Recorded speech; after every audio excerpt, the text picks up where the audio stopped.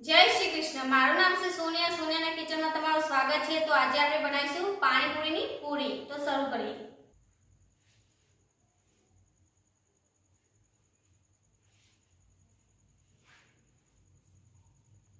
પાણીપુરીની પૂરી બનાવવા માટે મેં 1 વાટકી જેટલી મેં સોજી લીધી છે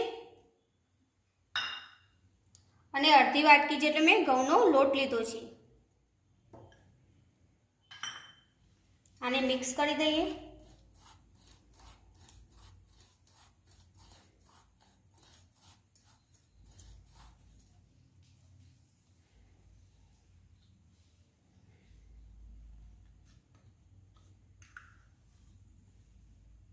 અને આ રીતે ચપટી બેકિંગ સોડા લીધો છે, આને પણ મિક્સ કરી દઈએ। લોટ બાંધવા માટે મેં થોડું ગરમ પાણી લીધું છે। હવે લોટ બાંધી દઈએ। લોટ થોડો કાઠો બાંધવાનો છે।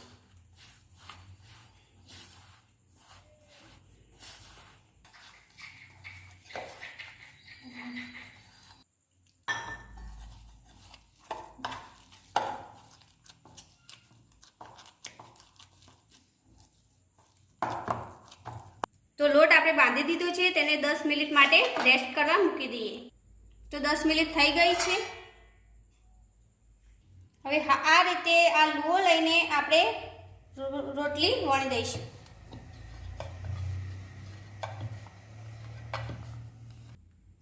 हवे आ ढक्कनना मापथी आपणे बधी पूरी बनावी दईशुं एक सरखी।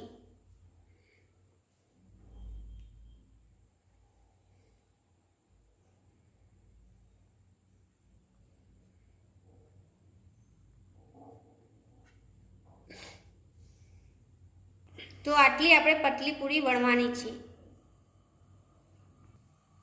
आ रीते मैं एक कॉटननुं कपड़ुं लीधुं छे अने आ रीते बधी पूरी तेमां पाथरी देवानी छे।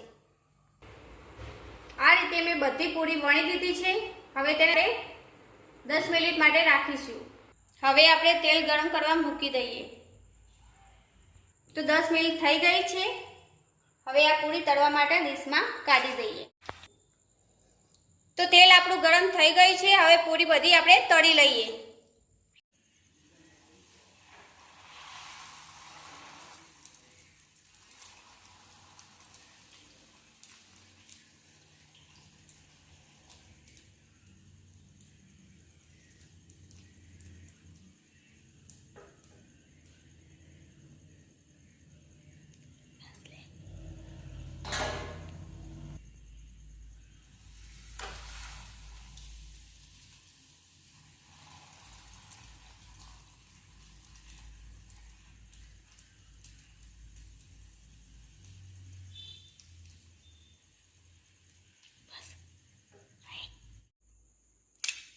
तो केटली क्रिस्पी आपणी पाणीपुरीनी पूरी तैयार थई छे।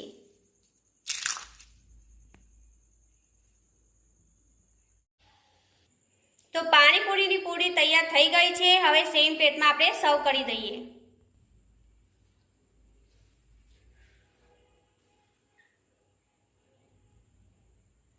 आ पाणीपुरीने 10 થી 15 દિવસ સુધી તમે ડબ્બામાં સ્ટોર કરીને મૂકી શકો છો। मारो वीडियो पसंद आए हो तो लाइक करजो, शेर करजो और सब्सक्राइब करजो। हाँ, बेल आइकन दबावવાનું ભૂલતા નહીં। जय श्री कृष्ण।